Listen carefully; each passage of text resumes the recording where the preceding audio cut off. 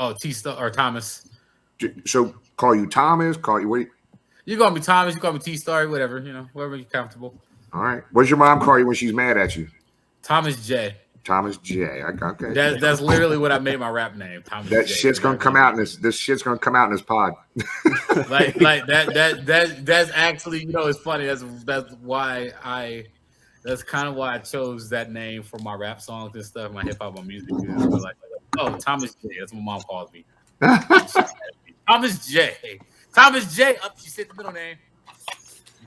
She didn't say the whole middle name. She said the middle initial.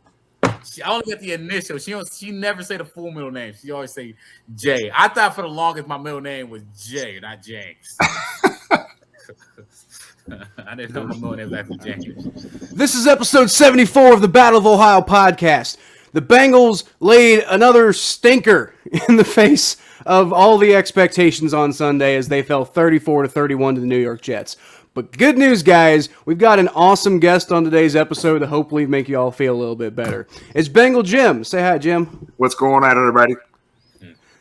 It's always fun to have the the Bengals 2021 Fan of the Year, or is it the nominee? It is, Kyle. I appreciate that, man. It is. It's kind of a pretty overwhelming, that whole damn announcement on that. So. How did you win an award like that, out of curiosity? Man, there's some sort of nomination process that people are nominating me for this thing, and Bengals went through a vetting process, and somehow they picked me. I don't know why, but I've seen you all over. It probably had a lot to do with that Jungle to the Hall rally, which we'll after the intro, I want to talk to you a little bit about that. Absolutely. But to finish up here, the Browns somehow have even less to feel good about this week. Because the Bengals lost to the Jets, but the Browns lost to the Steelers. So, me and Thomas were arguing about that before the show. Oh, yeah. Browns fall to 4-4 in a pretty ugly game, and it's against the Steelers.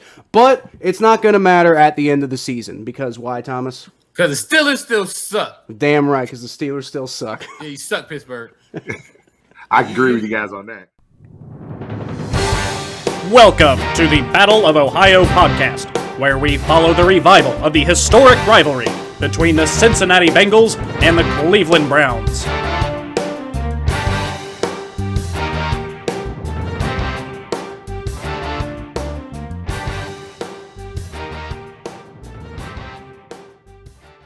You don't understand you don't understand how it feels to just say that once a week, every week.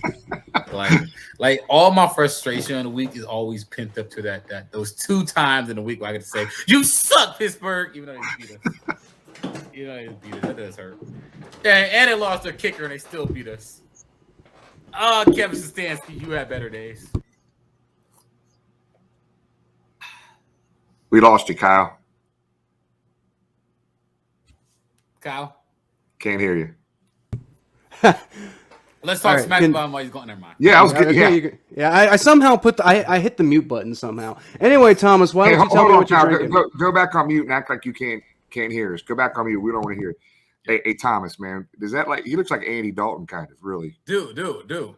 Oh yeah, no, he stay muted. We're just talking about you. He had this love fest of Andy Dalton. It's kind of disgusting. Like this man, literally. I came on this pod, Thomas, thinking I was talking to Andy Dalton. No, hey, I tell his wife all the time that. Oh no, here you go, man. Like he got love fest. This man's obsessed with Andy Dalton. Like, all right, Kyle, we can put you back on volume here. I got. I want to get married to Andy Dalton. This man is I got to talk. I got to talk. He does about look like that. Andy Dalton, baby Andy Dalton. Kyle, can you hear us now? Yeah, you guys just out here trying to insult me. I take that as a compliment. That's my boy. My bad. We didn't know you could still hear us. What up, baby? Let's get rolling. I'm ready. What you drinking today, Thomas? Today I'm just drinking some hot tea. Hot tea? That's not a beer. I was told I was required to have an alcoholic beverage to come on this. Oh, no, don't worry. I have some unhot twisted tea over there, but it's just that I always drink twisted tea. I haven't had time to top of the bar, and I was just like, I'm saving all the drinking for this weekend. Kyle, I'm not drinking either because I just got back from New York, and I think I spent 3 days drinking in New York. But I do have my Kenny Anderson day drinking lager from 16 Lots right here. There you go. There you go. Okay. You know, there's you know that Who Day beer, like the HU Day beer. Yeah. I got like an old, like, it's probably not good anymore, but I got an old 12-pack of that from back when I worked at 1-800-GOT-JUNK. Somebody was getting rid of it. I'm like, yes, I'll take this, please, absolutely. Kyle, do not, for the love of God, do not drink that.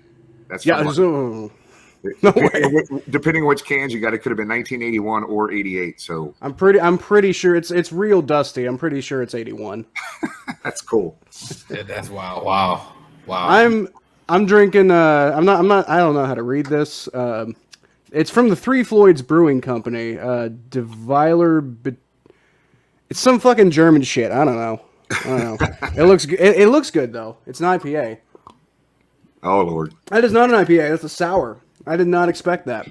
Dude, I love sours. I love sours too, but I was not expecting a sour. That's delicious, but I would not see that coming. I do have a Twisted Tea just in case. All right. I was a kid about Twisted Tea. I love my Twisted Teas. All right, so Jim, what's your perspective about what happened with the Bengals against the Jets this week? Sitting there at the game, guys, you know, as you guys were watching it as well, right? And probably had the same feelings. Yeah. I don't think there's anybody in the country that expected the Jets to wind up winning that game, but that's why they play the game, guys. And you know, offensively, you score 31 points, you're supposed to win that game. So I was, you know, the defense, as well as they played all year, struggled. Yeah. They struggled, man. They had a lot of missed tackles. But you know what? That's their first bad game of the year, guys. So let's just refocus and get back on track this week is the big deal here. So that's pretty much the way I see it. At the end of the day, 5-3 is better than where a lot of people thought we were going to be this year. Now, I will say, even a couple of weeks ago, a lot of people were starting to be like, oh, well, they'll probably be 5-3 after this next couple of weeks. They thought it was the Ravens we were going to lose to, not the Jets. So the way I see it, it's like, I think we're on track. You know, all we got to do, we got to get another win. You know, the Ravens just got off a bye. So, I mean, we could still take the division right back. And, yeah, I'm not ready to panic at all. Tough loss, but just get back on track this week. Gets the city up north. Yep, and that's why that's actually why we wanted to have you on this podcast, because we're going to be coming up on, what is it, I forget which number it is, the 94th Battle of Ohio, I think. Yeah, it's mid-90s, mid-90s, something like that. I was just looking at that earlier. Oh, I was born in '94, so you know how born in '94 and seen a lot of. I don't know what the Bengals Browns all-time record is, but I got to imagine it's pretty good since, you know, the Browns came back to. Yeah, the Bengals have a significant lead in the overall record, and cool. The Bengals have won the last 13 out of 16 games played against the city up north as well, Kyle. You know, Jim, the only Bengals Browns game that me and Thomas have actually been able to watch live together was back when we went to college at Ohio University.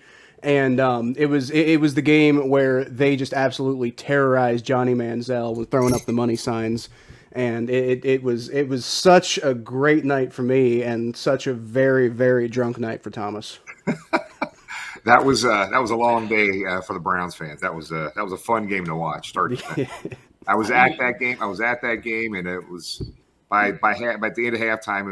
It was all Browns fans in there, all Bengals fans in there. So. Man, Monday is going to be hard for y'all. You say that. Monday is going to be so hard for y'all, man. I mean, like I'm not going to, I know we look bad on Sunday. Like, I know we look bad on Sunday.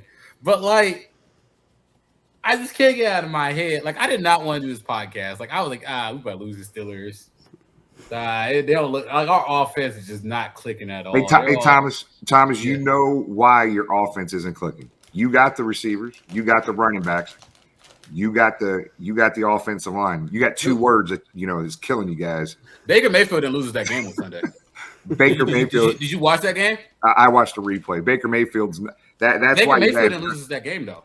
Yeah, I get it. That's why you guys aren't going to win this week. I'm just saying, because Baker Mayfield's the person who beat y'all last year. That's a true story, but it's different. I don't understand why y'all just going to ignore that. Like, this dude completed 22 straight passes against y'all. We spent almost $200 million the last 2 years in free agency. defense is different this year. Trust me. I mean, I get that, but like I'm just saying, the guy that you're saying that can't beat y'all in spectacular fashion last year, and I was there to watch that. I was there for both of them. Oh my God! I mean, like, look, man, like I'm not. You're not gonna shake the Baker Mayfield out of me. I'm a huge Baker Mayfield fan. In fact, last game, if you blame anybody last game, it was anybody but Baker Mayfield. You talking about a guy that's playing with a torn shoulder, giving his all. I wish freaking Jarvis Landry and Odell Beckham would give the same effort that Baker Mayfield is giving right now. I don't know if you've seen the game. But you see watch the replay. But the three biggest plays for the Browns that made us lose the game last weekend was Jarvis Landry's 2 drops, his fumble, and Odell Beckham's drop. Any one of those plays, a catch, and any one of those plays, or a non-fumble would completely change the whole landscape of the game. Well, you know what, Thomas? If you're going to give that to Jarvis Landry, then if Jamar Chase catches that touchdown against the Jets, we beat the Jets. So, well, yeah, that's what I'm saying. Then you don't get to come on here and talk trash. Is all I'm saying. I'm totally going to talk trash about Jarvis. Jarvis, get your shit together. Because I don't like Jarvis. But he's the best receiver on your team. I know that's what. Regardless of health. What did I tell you, Kyle? What did I tell you last night when I called you? What did I say? I don't quite remember. I called Kyle, Mr. Jangle, Mr. Bengal Jim. Did I say right? Excuse me, Mr. BG, Mr. BG, BJ, BJ.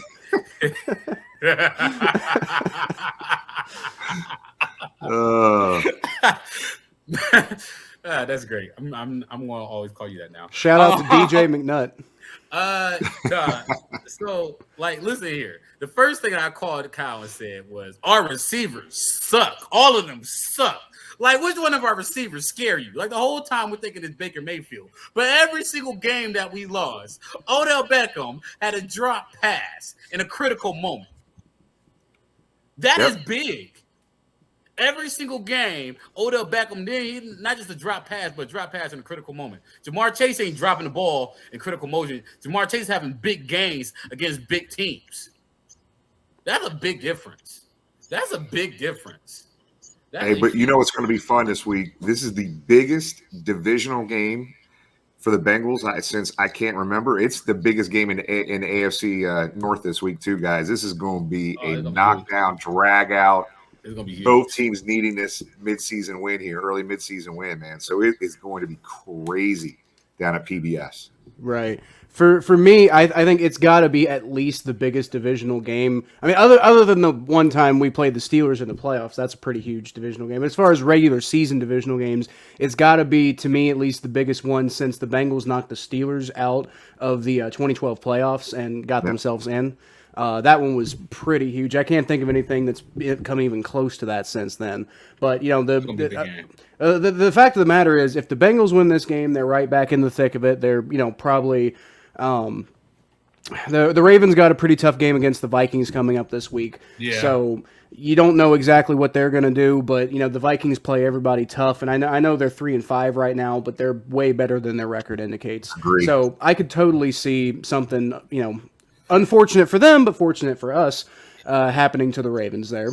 If the Browns, well, that's what I was going to get to next. So, I mean, if the Bengals go 6-3, then there's a good chance we could be right back in control of the division after this week. Now, if the Browns get ahead and the Browns are 4-4, then, you know, you're suddenly starting to change those fortunes around, especially with how injured you guys are. Yeah. And which is part of why, you know, I'm hoping that the Bengals can pull this one out, because if they lose to the injured ass Browns, then I'm going to be a very sad Bengals fan. They just lost to the injured ass Jets. Okay, so that's why these guys. That's true. That's why I'm not. See, look, here's the thing, Kyle. Here's why I'm not in panic mode right now. Is because every single one of the Browns' problems are fixable. Like, they're not losing because of lack of talent. They're losing because of lack of focus. And that's kind of scary, Thomas, if you're a Browns fan, right? And this isn't preseason game 1 or 2. Yeah. We're almost halfway through the year. So this stuff's been pretty consistent. When you see that one game, it's an issue, 1, 2, 3, and all of a sudden you're almost halfway through the season, I think you might, hopefully for you not, but you might have a long-term problem issue there with that. I think it's I think Kevin Stancy's overwhelmed. And I didn't think I would say that about him. I didn't think you'd say that about him either. I think Kevin Stancy's overwhelmed. I didn't really like his play calling, if I'm being completely honest with you. And I hate saying that. That hurts me. Because honestly, Baker completed 60% of his passes with 7 drops. So you can't put in pin on Baker. Chubb didn't really look good. Chubb looked like he was still hurt. Mm-hmm. So I can't really fault Chubb for going out there playing hurt. But knowing that Chubb is hurt, knowing that you got a hurt quarterback, you have this third string running back and Dearness Johnson who looks really good. Why aren't you using him more? And you see your receivers and Jarvis Landry and Odell Beckham can't catch the ball to save their life. We have this tight end, David Njoku. Why don't you use him more? And like it just, I don't know, man. It's something. I didn't really like the scheme. I didn't really like the non-aggressiveness. And like Baker's a tempo quarterback. You got to get him in tempo. You got to get him in rhythm. Like there's no rhythm to our offense right now. There's no creativity. Mm-hmm. Like he doesn't look like the same man as he was last year, man. What happened to the man I fell in love with? What happened to the man I fell in love with, Kevin Stancy? The real Baker Mayfield just stood up. Again, he did not play a bad game. I cannot stress that. That's another reason why I'm not panicking. That's the second reason why I'm not panicking. Reason number 2 why I'm not panicking.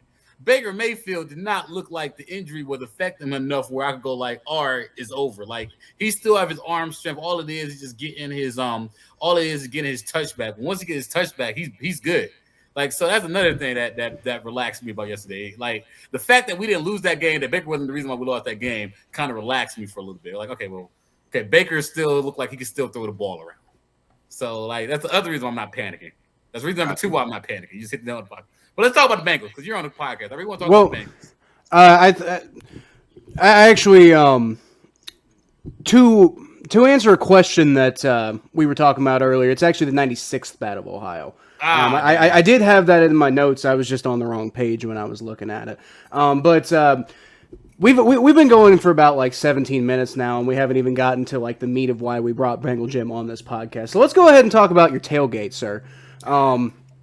So you've got what is it? The biggest Bengals tailgate? The longest continuous running tailgate in Cincinnati football history. So even with COVID last year, that first game we couldn't get into the stadium.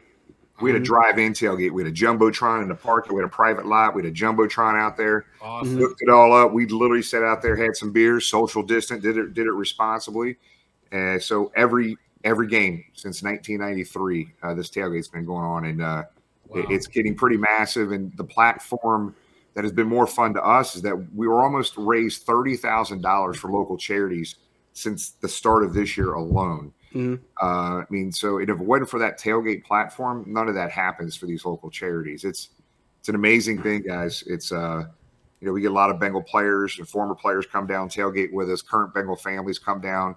T. Higgins' dad DJ'd our game, the Green Bay game. He's a DJ on the side. He came down and DJ'd for a couple hours. It's a lot of fun. Time for friends and families to get together and make football not just a football game, but an event. In the parking lot. So it's all good, man. We had, I think, the Thursday night game, we had a live band down there, live local band. We got a brewery, 16 lots. That brings a lot of beer for everybody as well. Our buddies from Cincy Beer Fest, Craig and those guys. But we had we tried to get an estimation here, but anywhere between 750 to 1,000 people at that tailgate that Thursday night game. It was unbelievable. Wow. That sounds awesome, man. And the craziest thing, guys, is that in 2007, we realized all these years that we had people coming in from out of town, other countries, across the world, internationally, just crazy. So in 2017 or 18, we decided to track this. So we have a big giant map that we have put on a foam board with pins. When people come in and tailgate with us, they take that pin and put it in their city or country or wherever they're from. So as of this last home game, we have had fans in town in Cincinnati from 43 states and 23 different countries. The local, national, and international following of this team blows me away, and I love it. So is that where the name Bengal Jim comes from? It's always kind of reminded me of Jungle Jim. Yeah. So there's not a very long or fun story around that. I just been called Bengal Jim by my buddy since I was about 14 or 15 years old. So it was never, hey, Jim, it's hey, Bengal Jim. So that's fair enough. And that's stuck with me. And I promise you, I did not give myself that stupid name like my buddies did. I like the name. Like I said, it reminds me of Jungle Gyms. That's why I initially was interested. I'm not going to lie, it was a really superficial thing. That's why I was initially interested in your tailgate all those years ago. Is just because he's calling himself Bengal Jim, and I'm like, are they going to have like a singing Elvis lion? So funny. Jim, on your Facebook page, you say anyone can attend. You're basically saying, bring anybody, bring people from the opposing team and stuff like that. So, like, how exactly does somebody attend? Do they just show up at Lottie and start hanging out and partying? Yeah, exactly. I don't want to overcomplicate this. I mean, we'll have live music. We've got a DJ there every game. We've got food, drink, and pretty much you just show up. We do ask that, to try to offset the food cost. Mm-hmm. We have a 5-gallon bucket that we ask people to, donate whatever they feel they want to donate to the tailgate to offset our food cost.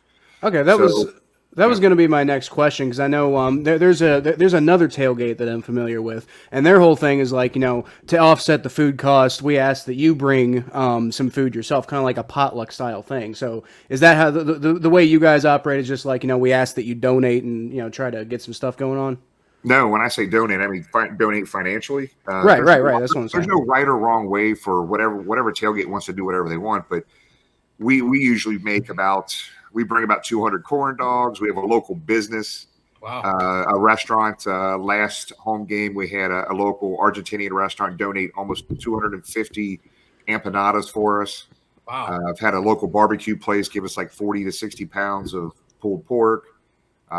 Plus, we have other food, right? So we've got a couple hundred corn dogs. Trying to think of all the other stuff we'll have. But we'll have hot dogs and burgers. But a lot of the stuff's pre-made. We put it out on a kind of a serving table for people. And that's the food that we bring. Okay. Right on.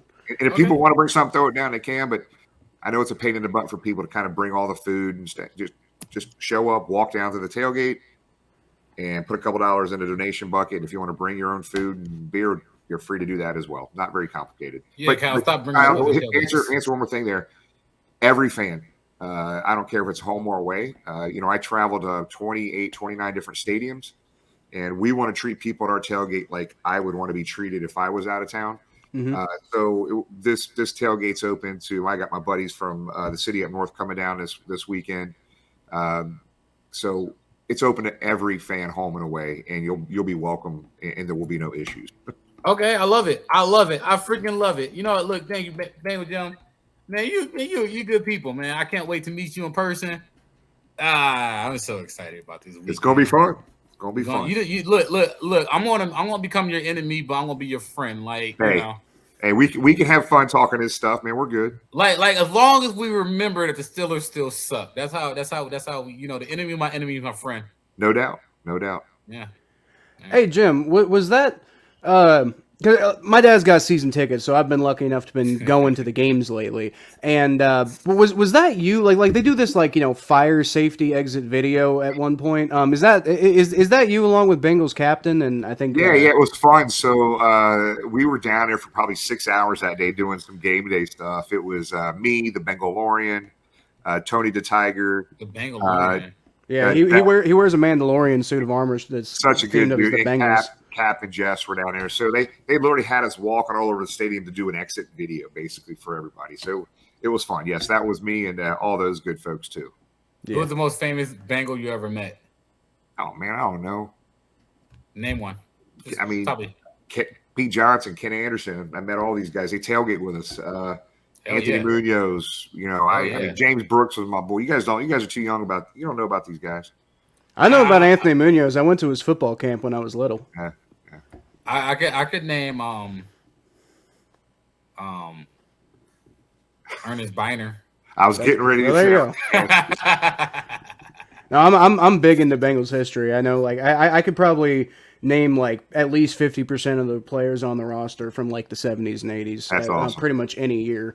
I actually just started doing my YouTube channel. I'm doing live streams of the Bengals games for people who are out of town and can't watch and stuff like that. Don't necessarily get the Bengals in whatever market they're in.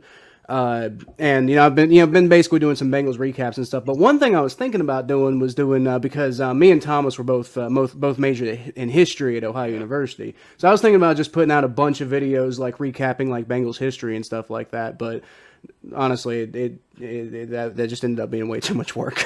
Yeah, Mr. Bengal Jim, like you're talking to two like how people say I'm a history like fiend, like we both literally have degrees in history. So that's awesome. I always chuckle when people say, "Oh, you kids don't know about that. You kids don't know." Like, well, but you got it's cool because I love history. I'm the same way, guys. I didn't major in that or get a degree in that at all, but yeah, I am just intrigued by Cincinnati football history, the Bengals. I mean, from how the organization got started, the whole thing that went down with the Browns and Paul Brown, and there's so much history around this team.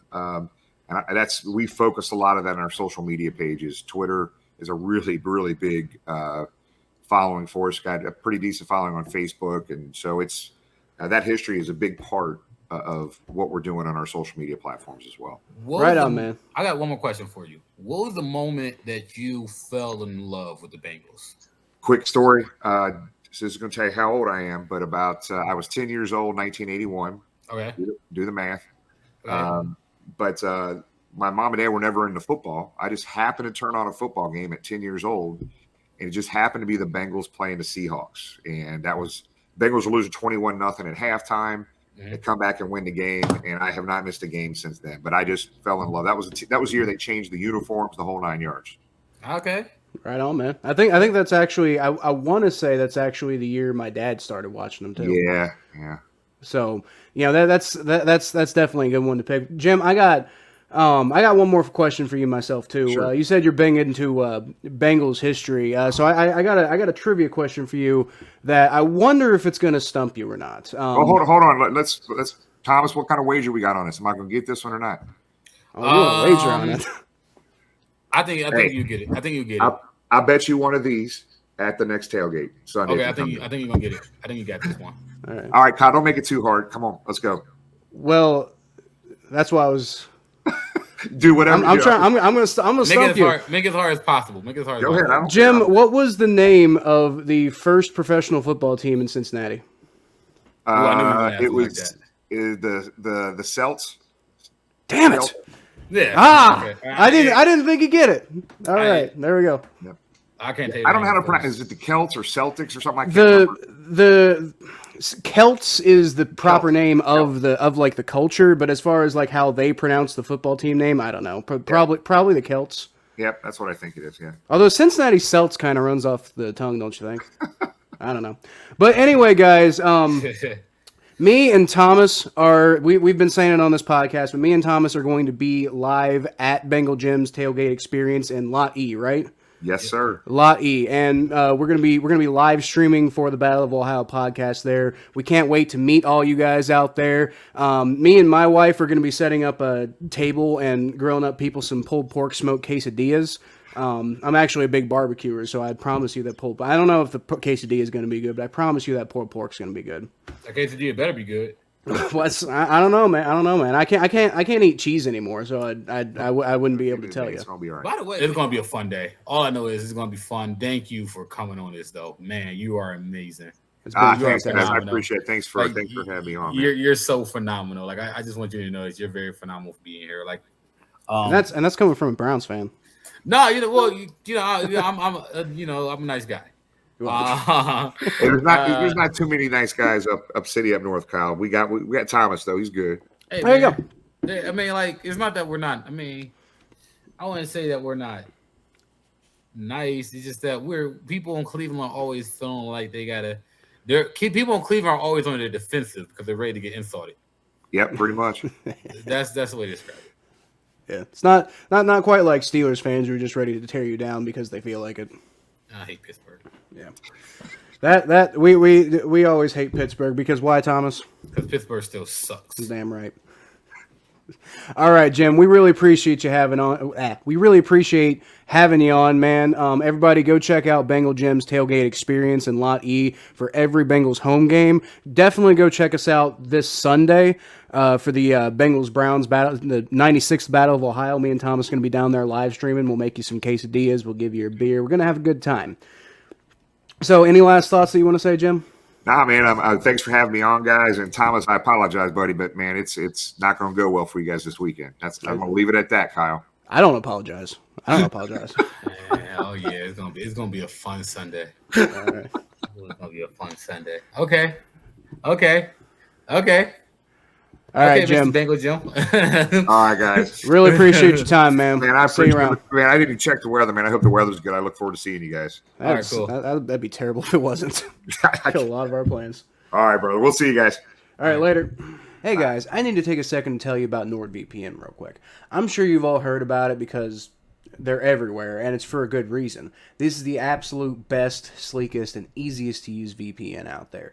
Trust me, I've used a few different VPN services for various reasons, and this is the one that I settled on because honestly, it's, like I said, it's the sleekest and easiest to use.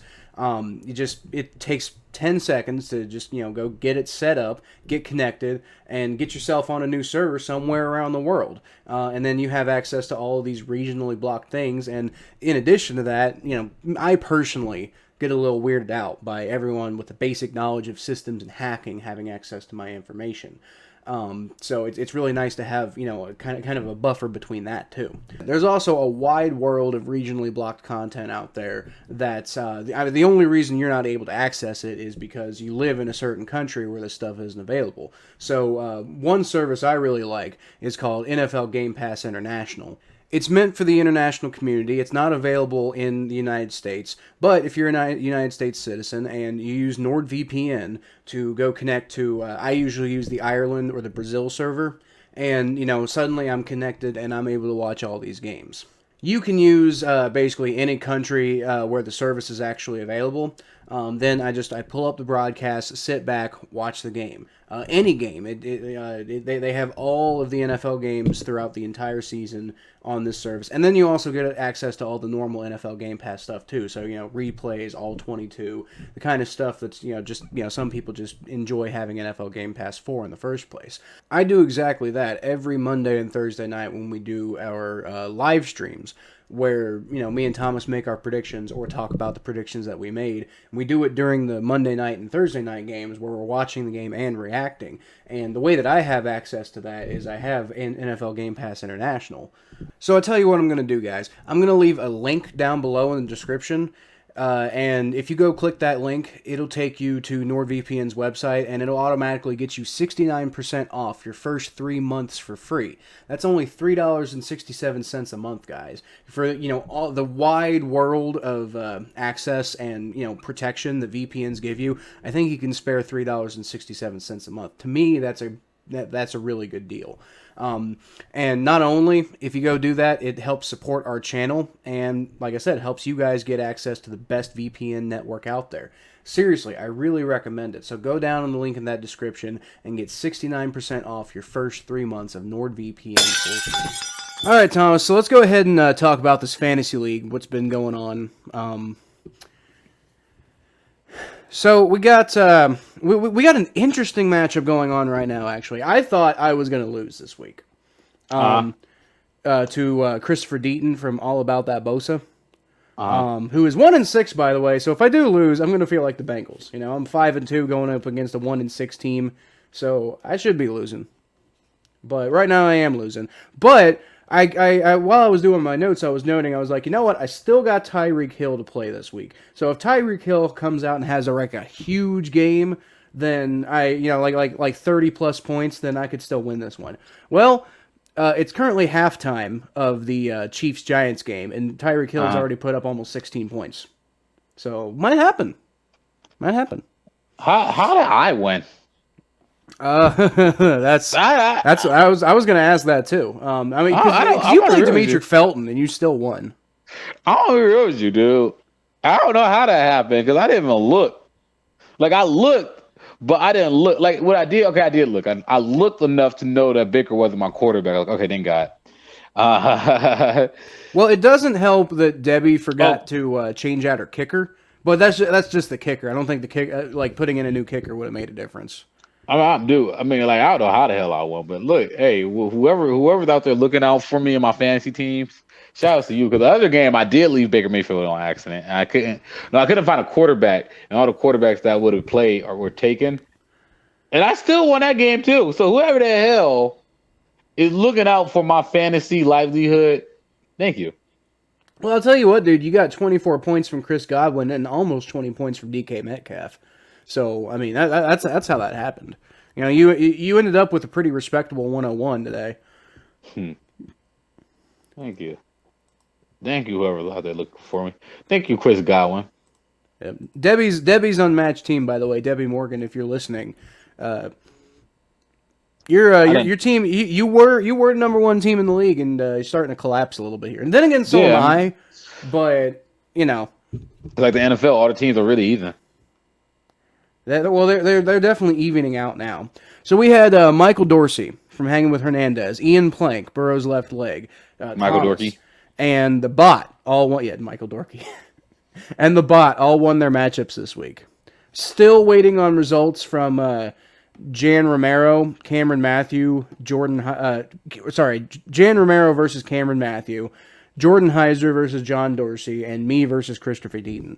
When I was originally writing up these notes, I was pretty much going to count like, oh, it looks like I lost this game. But like I said, Tyreek Hill's actually coming through for me right now. So if he comes out and has a second half like he had in the first half, then I could actually come out with this win, and my mind will be blown. But I'll take it. I'll take it any way I could get it. You know, don't let me be the Bengals this week. Don't let me lose to the Jets. That's right, Christopher. I just compared you to the Jets. Sorry, buddy. I lost to the Jets. Mr. Church himself. Yeah, he's been doing better, man. His season's been really turning around. I was at band practice with him the other day, and I was telling him that I'm like, you know, dude, you started off like 0-5, and you've like won your last two games in a row, and actually it's looking like he's probably going to win this game too, because right now he's winning 83. He's got about 84 points, and Cameron Matthews got 65.68. So unless Patrick Mahomes is not having a good game so far. So if Patrick Mahomes continues to play at that rate, and then Williams, the Kansas City running back, also continues to not perform as well as they were expecting him to, Jan might pull off his third win in a row after starting off 0-5. So everybody's like completely changing the way they were starting, dude. Like, I mean, you are, Jan is, me, Debbie, both, you know, going in complete opposite directions. I still believe in my fantasy abilities to come back and have a respectable record in fantasy football. Well, that's what you've been doing so far. So, I mean, I'm actually kind of curious what the playoff standings are looking like right now. So, you got that's not going to show too much of nothing. All right, so Jordan Heiser's leading the league. I'm number 2. So me and Jordan Heiser got the 2 bye weeks. We're both at 5-2. Then you got Michael Dorsey, Cameron Matthew, Debbie Morgan, and Brad McGee. Now, Brad McGee has not. I think Brad McGee might have forgotten about this fantasy league because he hasn't been setting his lineup lately. So, if that continues, that number 6 spot in the playoffs is going to be open. I mean, if you and Jan keep going the way you've been going, I could totally see you guys. I mean, you're about to be. Y'all are about to be like half a game. Wait, no, not half a game. Brad's about to be 4-4. Okay, yeah, you and Jan, if these results hold, you guys are only going to be 1 game behind Brad McGee, and Brad McGee's currently in control of that 6 spot. Oh yeah, I'm coming for it. I'm coming for that 6 spot. Yep. My season is over. Like the Cleveland Browns' season is over. Don't overreact, guys. The other guy who's close is John Dorsey, and it's looking like he's going to lose to Jordan Heiser. So that last playoff spot is Actually, with Debbie losing too, like really most of those playoff spots, like really, first of all, it's week 8, so we're going into week 9, so all of the playoff spots are still open for grabs. I mean, like Thomas, you could come through, you could get the number 1 seed at this point. Like, it's only been it's only been 8 games after all this is said and done. So I wouldn't. Something? That would be something. That would be something, but it's certainly not impossible. That's what I was trying to tell you when you were in the middle of your losing streak. I'm like, it's the beginning of the season, dude. It's gonna be okay. I got to. You know what? I'm going to do it. I'm going to start Baker Mayfield again. I live and die by the I gotta live and die by Baker Mayfield. Well, you're gonna. Partly because Jameis Winston got an ACL tour, and I don't have a quarterback, so I'm going to start Baker Mayfield anyway. But. Live and die by Baker Mayfield, man.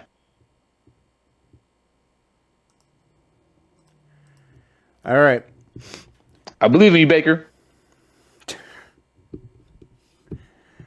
I normally believe in Baker Mayfield, but I don't believe in him this week. He's about to go get smacked.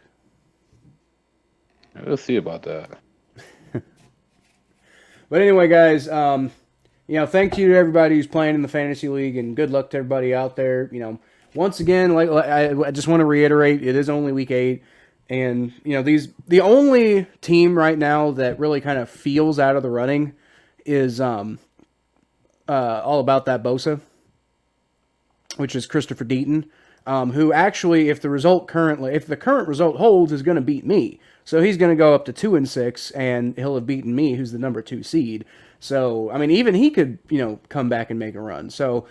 Anybody who's currently losing and feeling like they ain't got a whole lot going on, don't worry just yet. There's still a lot of season left to go. Still a lot of season left to go. But anyway, Thomas, let's go ahead. Do what? You can say that about the Browns. It's the last season left. I mean, you could see that about a lot of teams. You could really say that about the Jets, honestly. Like, the Jets. At the end of the day, something I didn't mention. And we need to go on to the state of the AFC North, so I don't want to get into a whole big discussion about this. But one thing I did mention on my Jets recap on my YouTube channel, but we didn't mention during the thing is the Jets are. You know what their record right now is, Thomas? They won 2 games, right? Yeah, they're 2-5. 2-5. Yeah. Okay. Cool. You know who the other team they beat was? The Bengals. No, the other team. Oh, the Titans. Yeah, the Titans, Tennessee Titans. So the New York Jets, while being this bad, terrible, horrible football team, and yes, they were like they didn't even have Zach Wilson. They were going into this bottom of the league as far as like scoring and all that stuff goes. I mean, it's a bad loss for the Bengals. I'm not saying it's not a bad loss for the Bengals. What I am saying is the Tennessee Titans lost to the Jets too. So it's not like the Jets are this team that just like can't beat anybody. It's not like this isn't the same Jets from last year, guys. So yeah, the Bengals lost to them, and it was a bad loss, and it makes you feel worse about the Bengals because they lost to them. But there's still plenty of season to go. The Bengals have shown that they're a really good football team right now. Be quite honest with you, they really could be 7-1 right now if just. Hell, they could be 8-0 right now if a couple of things go wrong in each individual game. Like, they're not getting blown out in any of these games. The closest they came was the Chicago Bears game, where they, did badly for most of the game, but they came back and almost won at the end. So, it's not like the Bengals are getting killed in any of these games. They almost beat the Packers, and the Packers are the best team in the NFL right now after beating the Cardinals. So, you're right, Thomas. There's a lot of season left to go, and I mean, there's a lot of people panicking about the Bengals right now because we lost to the Jets, and it's like, dude, it's the NFL. It happens sometimes. And honestly, I know I was talking trash earlier, but same with the Browns and the Steelers. Now you lose to the Steelers sometimes, and it's a divisional game. I don't care how bad the Steelers are. It's a divisional game. Those teams always play hard. Dude, I want to agree with you, man. Like, I don't know. I'm just feeling kind of positive. I don't know about the upcoming game. I'm very positive about the Browns. I think there's plenty of reason to be positive about the Browns because like in general. Like I said, dude, week, all the stuff that are bad with the Browns are really fixable. They just got to figure out a way to fix it. It's not it's not can they fix it, because they can't fix it. They can't fix all of their problems. It's just, will they fix it? Do they have the mental capacity? Do they have the mental toughness to fix it? Like, so, do you know who I don't think is going to be able to fix their problems this year, Thomas? You're going to say Odell Beckham. I was not going to say Odell Beckham. I was actually going to move on to the next segment. Oh, okay, never mind. Go to the next segment. I was going to say the Pittsburgh Steelers. I don't see the Pittsburgh Steelers fixing their problems. Now, the Pittsburgh Steelers have been overcoming some of their problems in recent weeks, but they've also been doing that against bad teams. I would, like Thomas, I'm not saying the Browns are a bad team. I'm saying the team that the Browns put out on Sunday was a bad team. Now, a lot of that has to do with injuries. A lot of that has to do with et cetera, et cetera. But the Browns put a bad team on the field on Sunday. And the Pittsburgh Steelers, and neither did the Steelers. That's the thing. The Steelers didn't play particularly well either.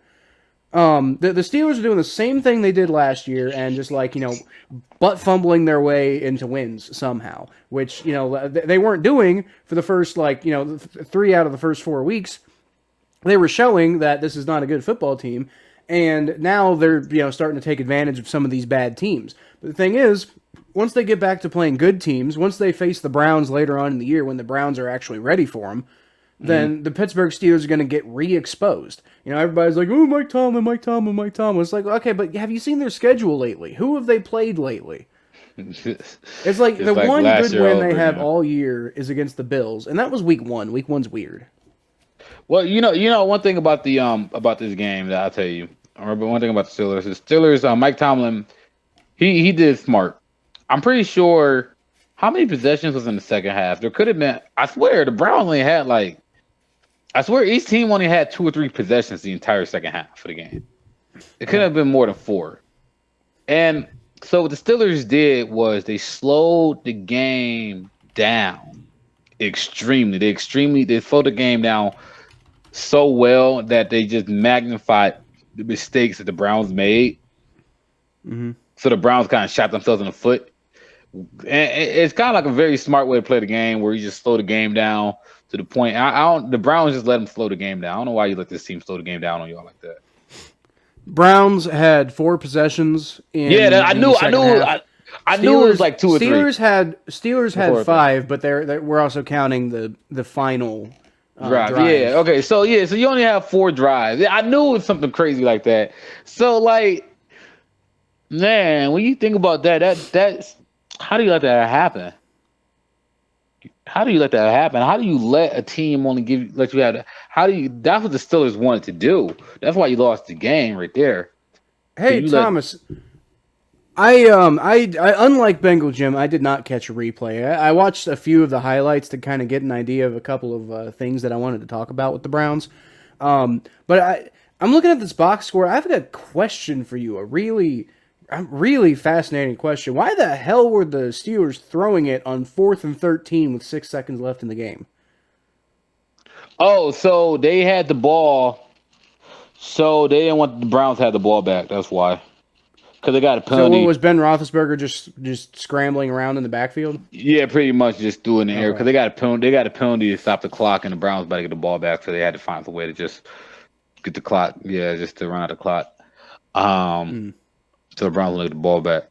Okay, it just looks really weird. It was just I'm seeing a couple of passing plays on this final drive, and I'm like, are they trying to run the score up? Yeah, it was just such a BS way to lose the game. It was like the worst way possible to lose the game. The Steelers didn't have their kicker for half the game, and the Browns could. Yeah, the biggest thing, like I said, the most inflating thing in the game was probably Jarvis Landry dropping the ball on 4th down when the ball was right in his hands. Yeah. Or Odell Beckham dropping a ball that would have got him into the end zone. Mm-hmm. Or Jarvis Landry fumbling. That, dang, I can't believe. Or Nick Chubb not looking good out there. Like I said, everything is fixable. Because Nick Chubb's not gonna have a bad game every week. Jarvis Landry ain't gonna be dropping balls every week. Right. Odell Beckham, I don't know.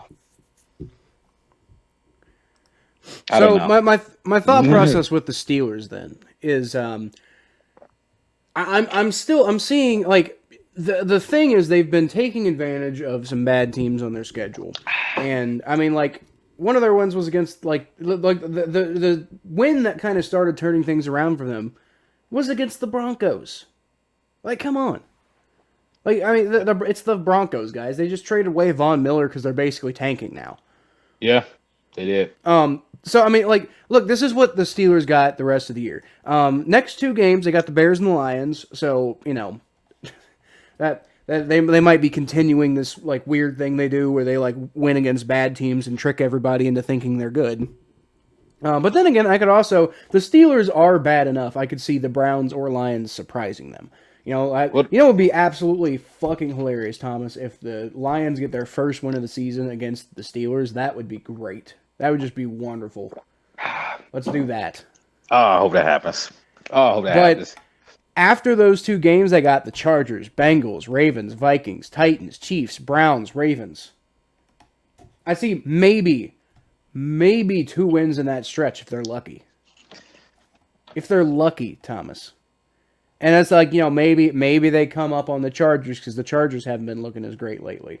Maybe they, you know, like they play a hard, you know, fought match against the Ravens. Maybe the Chiefs. I mean, if the Chiefs are really as big of frauds as, you know, everybody thinks they are. Now, I mean, they're beating the Giants right now, but that's the Giants. I think the Chiefs are going to rebound this season.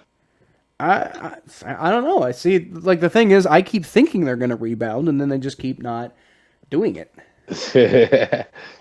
I mean, they're doing okay against the Giants right now, but it's not halftime anymore. By the way, that game is currently being played. I want to see, I don't care what the final score is because we both picked the same team in predictions. I don't care what the final score is. I just want to see Tyreek Hill get me a bunch of fantasy points. That's literally it. That's all I'm asking for. Yeah, you go Tyreek Hill. All right, so moving on from the Steelers then. The Ravens were on bye this week, and I don't know if anybody's ever had a better bye week in NFL history, at least as far as the standings go. Because, I mean, the top of the AFC just had a bad week this week. The AFC, Titans, so... The Titans won, but they lost Derrick Henry for the year. The Bengals lost to the Jets. The Chargers, I think, lost again to the Patriots. So the Ravens are just sitting pretty right after the bye week. They're like, oh, what the fuck? We just got blasted by the Bengals, and then we come out and take a rest for a week, and then suddenly the AFC is a powder keg. What the hell happened?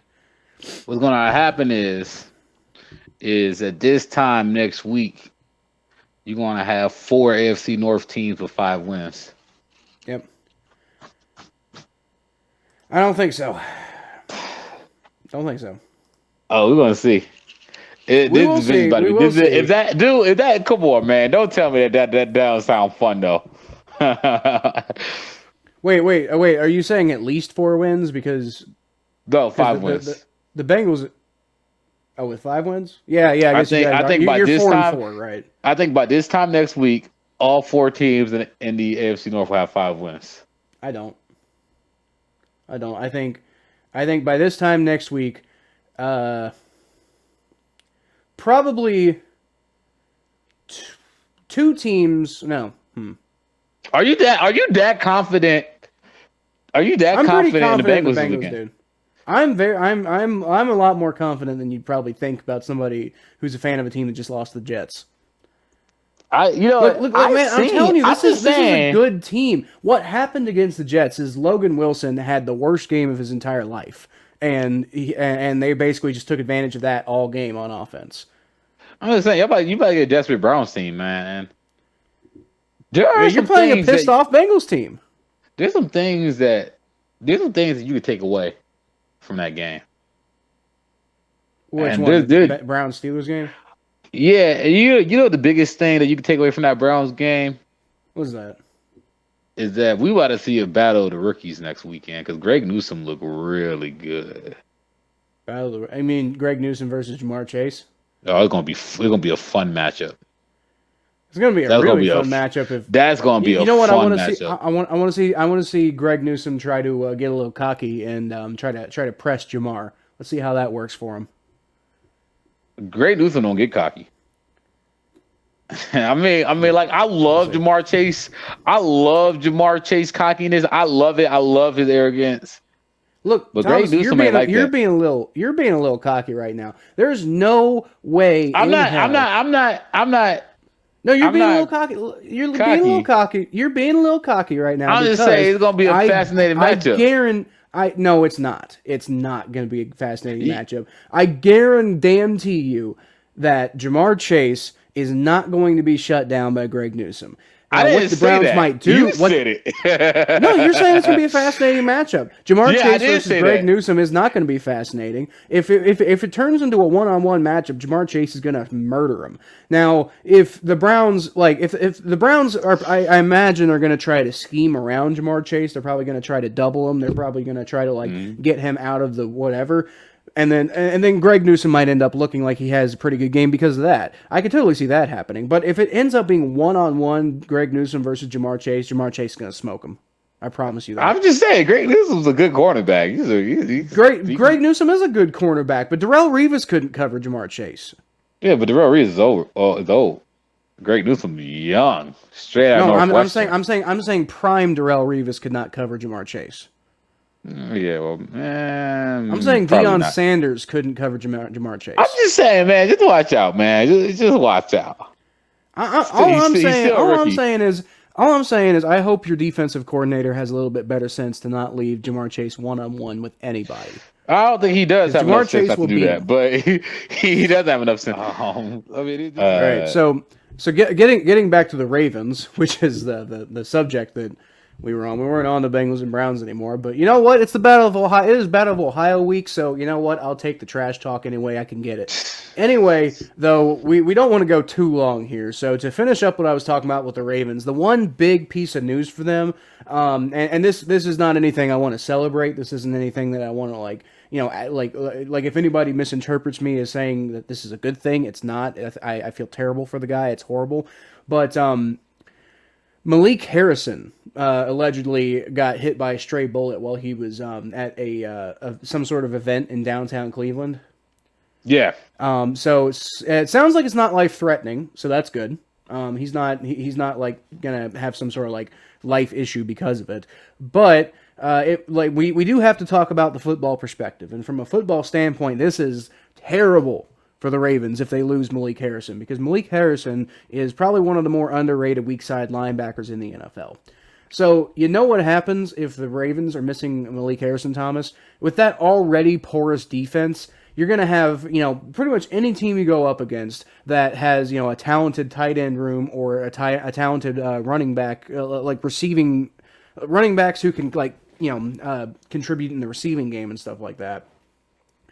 Those teams are going to shred the hell out of the Ravens. Because if you don't have a good weak side linebacker, you're basically like Logan Wilson is the Bengals' weak side linebacker right now. He had a really bad game against the Jets, and then the Bengals suddenly lose to the Jets because all the Jets goddamn did, Thomas. I'm telling you, I don't know if you watched the game, but all the Jets did on offense was they just threw short. They threw to the running backs, they threw to the tight ends, and it was like, average depth of target was like, I don't actually have the stat in front of me, but the average depth of target had to be like 1 or 2 yards or something like that, because all they were doing was just dump off, and the Bengals couldn't stop it. They were letting them get like 11, 12-yard gains on just constant dump offs. That's what happened, and so that's what's going to happen to the Ravens if they can't get if something happens to their weak side linebacker.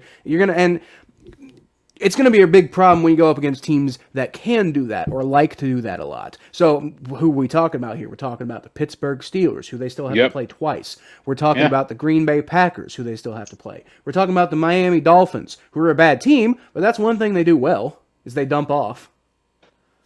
Well, the Bengals and Browns, sorry, just one more thought. The Bengals and Browns both have, contributing.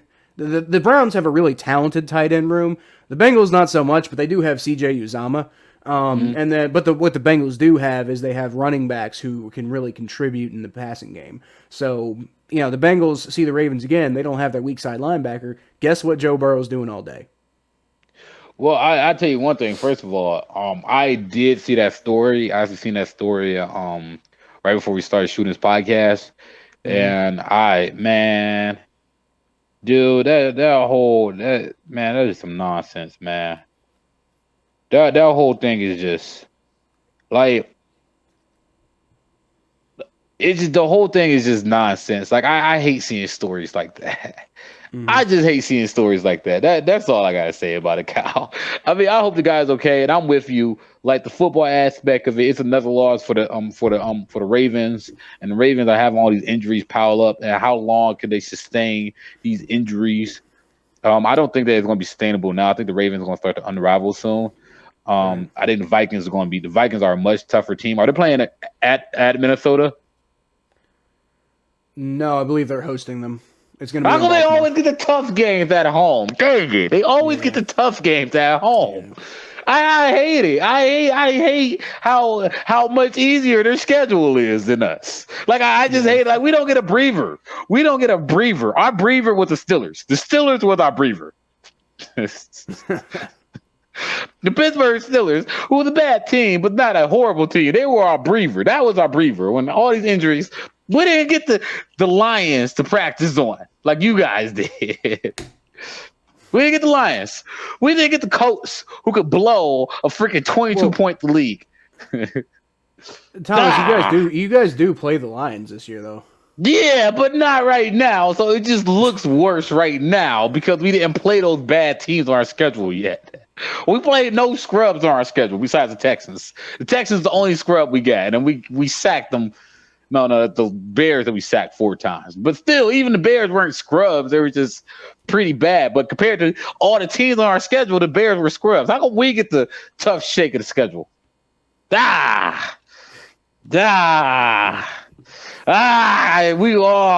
better win on Sunday. Oh, my God. Kyle, I swear to God, they better win on Sunday. Oh, my God, y'all better. I can't wait. Well, Thomas, have you bought your tickets yet? No, I haven't actually. I should get on. That's a problem. Those tickets are expensive right now. Oh yeah, they are. I think I'm probably buy them tomorrow. Those tickets are fucking pricey. Let me know where you're sitting. I'm sitting up in section 310. So honestly, the 300 is probably about the only thing anybody's going to be able to afford at this point because those tickets are going for a lot of money. Yeah, they are. Yeah, they're going for north of $200 right now. So yeah. No, they went down a little bit. They went down $15. Awesome. Oh, they went down $15. That's good. Yeah, hell yeah. All right. Well, I didn't save any money anyway. But anyway, guys, that's going to do it for this episode of the Battle of Ohio podcast. Thank you so much for listening. Thank you to Bengal Jim for coming on the podcast. It was great having him on. I'm hoping to have more fans like that come on. If we can get some, if we get some famous Browns fans, that'll be cool. Might hit up the Bengalorian and try to have him on. We're gonna have some cool conversations with people like that. That's what we really want to have. We want to have fans on. We want to have a good discussion. And if you're listening, if you're a Bengals or Browns fan and you want to come on, just hit me or Thomas up. We'd love to have you on. We try to have we'll make time for anybody whenever we can. But you can find more of what I do at Kyle Phelps 92 on Twitter, Facebook.com/thephelps. I'm doing a YouTube. I already had a YouTube channel, but I'm kind of ramping up stuff on my YouTube channel. I just did. I live streamed the Bengals Jets game. What I'm planning on doing, live streaming every single Bengals road game, and most, if not all, of the home games. I'm going to do like a vlog of and kind of document my experiences in the game and all that kind of stuff. Every once in a while, there's going to be a game that my dad has to sell tickets for, so I'll probably live stream those games too. But it's going to be some good content, guys. I also do power rankings for ATB, which I'm also going to be doing a video for on my channel. So there's that. But go check out atbnetwork.com. Go check out my Cincinnati Bengals content there. And thank you to them for providing us this StreamYard and stuff to work with, and the platform they're letting us use, being part of their podcast network. You can find Thomas, more what he does, at T_star94 on Facebook, on Twitter, and Instagram. Same thing, T_star94. And he's got a YouTube channel called the Thomas J Network, and it's also That's also where you can find him on TikTok. So, that's check out my stuff. It's fun. Kyle, I love the fact that you're doing live streams. You're expanding your virtue, Kyle, and I love it. And it's gonna blow up soon, I promise. Yeah, it's well, I'm just trying to pump out as much content as I can because honestly, like, I mean, I don't get paid for this podcast. You don't get paid for this podcast. I'm not getting paid for any of this content, but I've been doing basically Bengals content like this for free since like 2016, guys. So I do it because I love it, and that's literally the only reason. So, I mean, you know, maybe it'll turn into something that'll make me money one day, but even if it doesn't, I'll be doing this kind of stuff forever. Man, that touched my heart. I do it because I love it. There you go. Me right here, homie. Right here, homie. There you go. Comment down below if you have anything to say about anything that we said on this podcast, or if you have any thoughts about the Bengals game or the Bengals-Browns game. Check us out at the 96th Battle of Ohio at Bengal Jim's Tailgate in Lot E. We're gonna be doing some fun stuff. I was hoping to get like some T-shirts and stuff made up, but those things I was trying to do with there did not come through. But we are going to be making up smoked pulled pork quesadillas, and giving out some beers and stuff like that. And we're all going to be hanging out at Bengal Jim's Tailgate, which is a good time. So that's Lot E. You don't have to have tickets to the Bengals game to come. So just come and hang out with us, even if you're not going to the Bengals game. It'll be a good time, I promise you. Yep.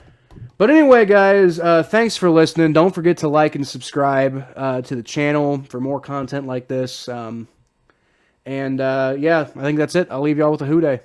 Go Browns. All right.